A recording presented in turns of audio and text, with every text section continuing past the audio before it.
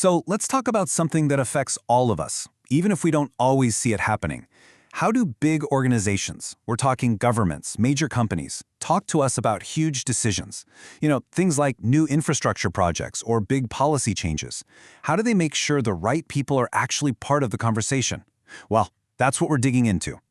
It really all boils down to this one massive question. I mean, think about it. If a new highway is being planned right through a neighborhood, or a law is changing that could impact your local industry, how do the folks behind these changes make sure that you, the person who is actually affected, even know about it? It's a huge, huge challenge. And that leads us right into our first section, the communication challenge. Because really, this is the absolute core of public affairs.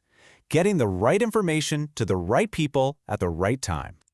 Now, large organizations have what are called government affairs teams.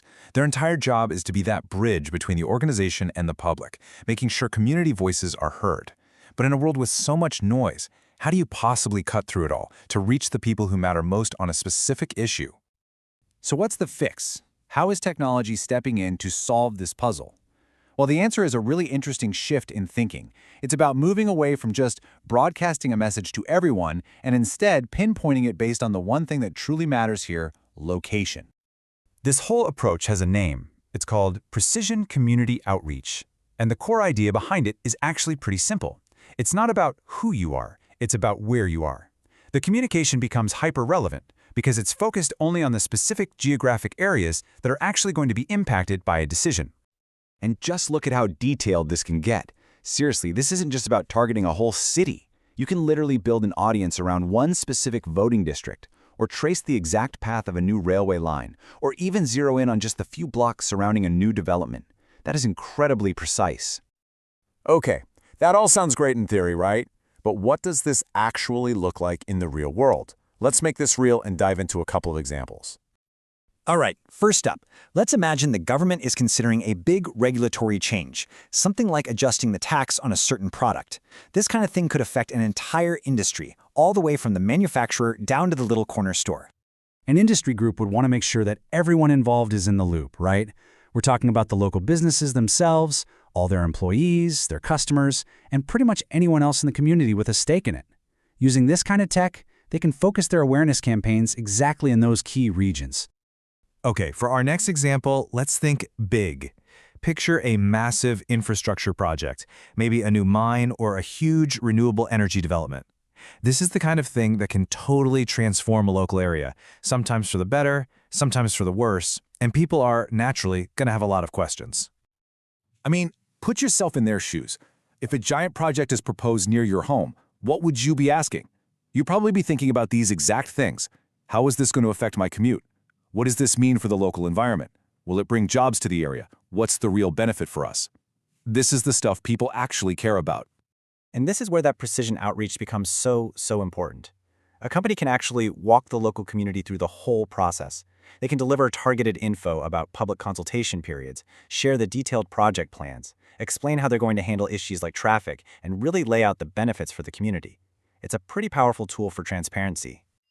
Okay, I know what you're probably thinking right about now. Targeted digital messages based on location. Wait a minute. How does this work? And is my data safe? It is the absolute elephant in the room. So let's tackle it head on. So here's the crucial point, the way the whole system is designed. It works with what are called anonymized advertising IDs. You know, those random strings of numbers and letters your phone uses for ads? It's those.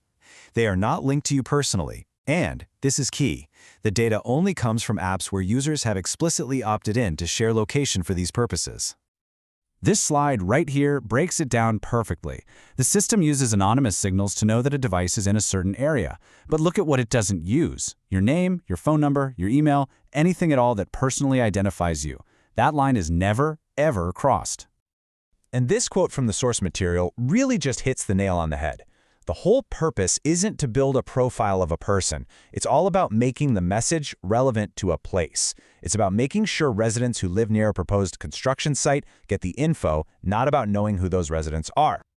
So, when you pull all of this together, what's the big picture?